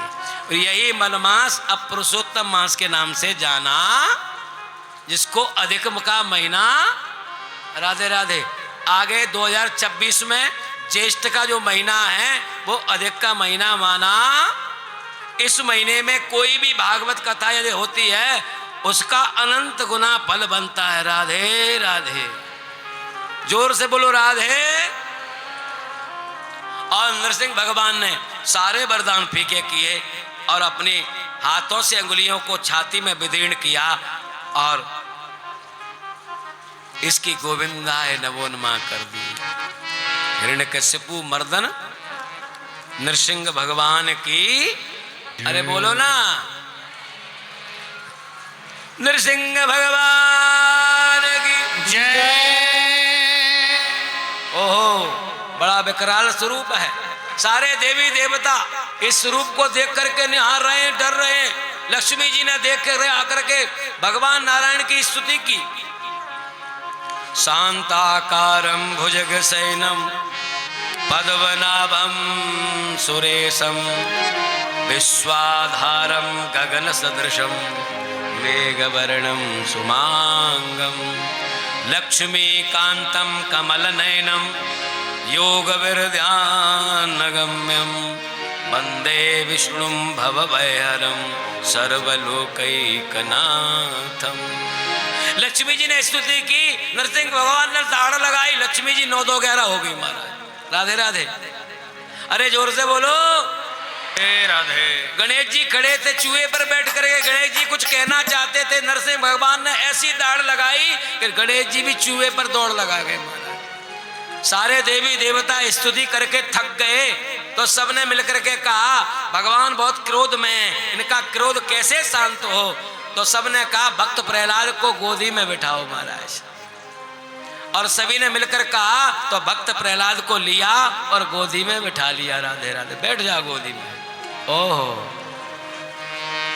धन्य है प्रहलाद, आसुरी कुल में जन्म लेने वाले, और आज आसुरी कुल को भी भगवान के गोदी तक पहुंचा दिया। धन्य है, धन्य है। भाव से ताली बजाओ प्रहलाद जी के लिए।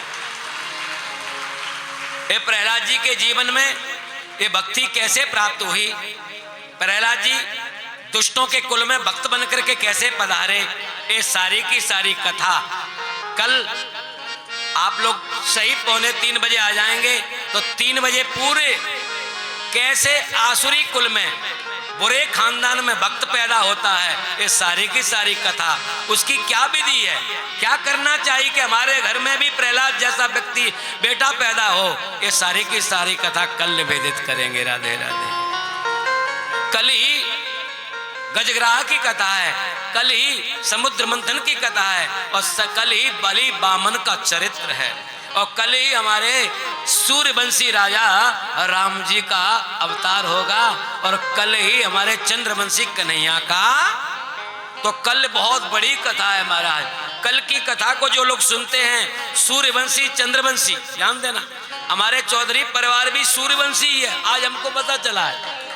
बाप से ताली बजाओ। तो इनके संपूर्ण पूर्वजों की कथा, सूर्यवंश की पूरी कथा विशाल रूप से लेंगे कल, पूरे सूर्यवंश की, जब से सूर्यवंश प्रारंभ हुआ और राम जी तक सारी कथा आपको कल सुनाएंगे। राधे राधे। उसके बाद कन्हैया का अवतार करेंगे। बोलो वृंदावन बिहारी लाल की। अब पैर पूजा करनी है तो क्रमशः लोग आएंगे, पैर पूजा करेंगे, और भाव से एक भजन में मुझे चरणों से लगा ले मेरे श्याम मुरली, मेरे श्याम मुरली वाले हो, मुझे चरणों से लगा ले मेरे श्याम मुरली वाले। मेरी सांस सांस में तेरा,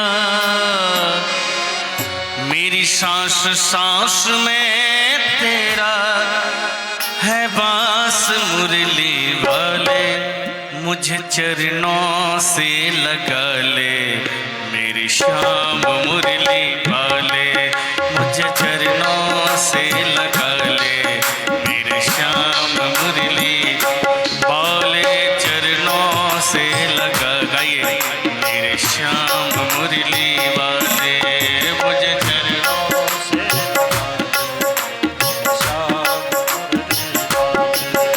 मेरी सांस सांस में तेरा, मेरी श्वास सांस में तेरा, ओ मेरी सांस सांस में तेरा, मेरी श्वास सांस में तेरा है बांस मुरली वाले,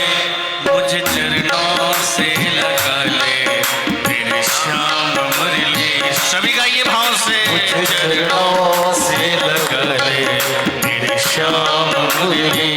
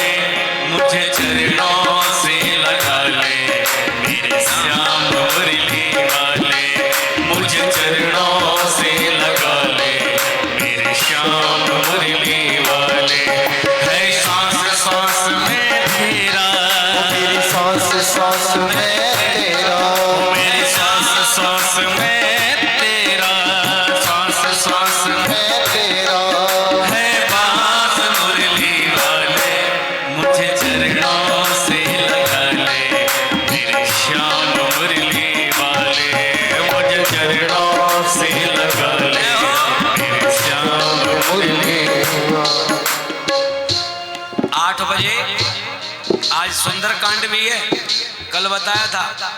आज 8 बजे अभी सुंदरकांड है। सभी लोग संगीत में सुंदरकांड में पधारे। और बताएं, आज जो मंच की शोभा है ना, इसको मंच को बनाने वाले हमारे प्रदीप जैन हमारे बीच में आओ, आओ मंच पर आओ, व्यासपीठ को प्रणाम करो। अपने प्रदीप जैन ने अपने साथियों के साथ मिलकर के इस मंच की शोभा बढ़ाई है। राधे राधे। हरि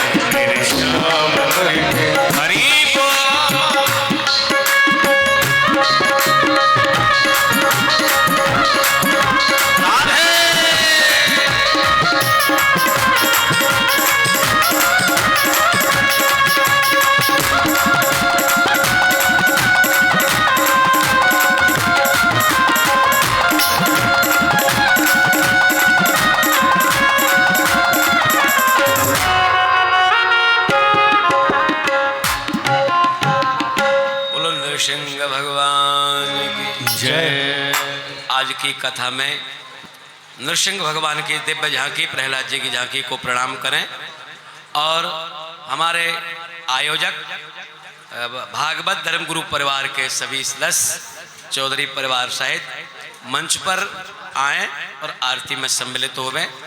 और ध्यान देना मेरे भाई बहन, एक और निवेदन, कल एक मैया हमको मिली, हम घूमने गए तो मैया मिली, वो कह रही महाराज कथा अच्छी करते हैं, आपसे हमें मिलना चाहते हैं, कैसे मिलें?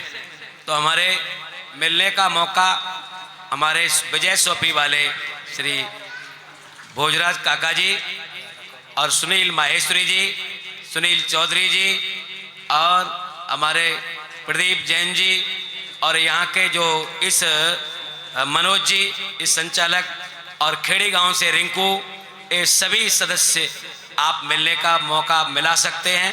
वैसे बोर्ड पर इन सब के नाम डले हुए, नंबर डले हुए हैं, नंबर से संपर्क करें और आप जरूर मिलें।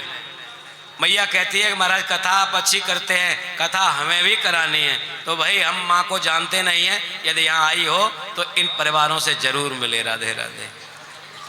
फिर धीरे से उसने कहा कथा करने का क्या लेते हैं महाराज? अरे हम क्या लेंगे और आप क्या देंगे? राधे राधे। ये तो प्रभु की लीला है, आप लोग जरूर आए, कल की कथा में जरूर पधारें। राधे राधे। नृसिंह भगवान की आरती है, जय नृसिंह हरे। निकाल लो उसमें, चार थाली दे दो ऊपर, बाकी नीचे दे दो, दो इधर दे दो, दो इधर दे दो।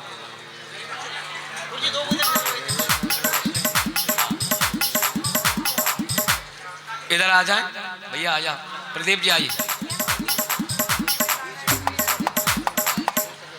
श्री राधे, श्री राधे, श्री राधे। सर्वोपचारार्थे गंधाक्षत पुष्पाणि समर्पयामि ज्वालामालिन्यै नमः रत्नेश्वर्यै नमः। जय नरसिंह हरे, ओ स्वामी जय नरसिंह हरे। खम्भ फाड़ प्रभु प्रगटे, खम्भ फाड़ प्रभु प्रगटे। जन का ताप हरे, ओम जय नरसिंह हरे। तुम हो दीन दयाला, भगतन हितकारी।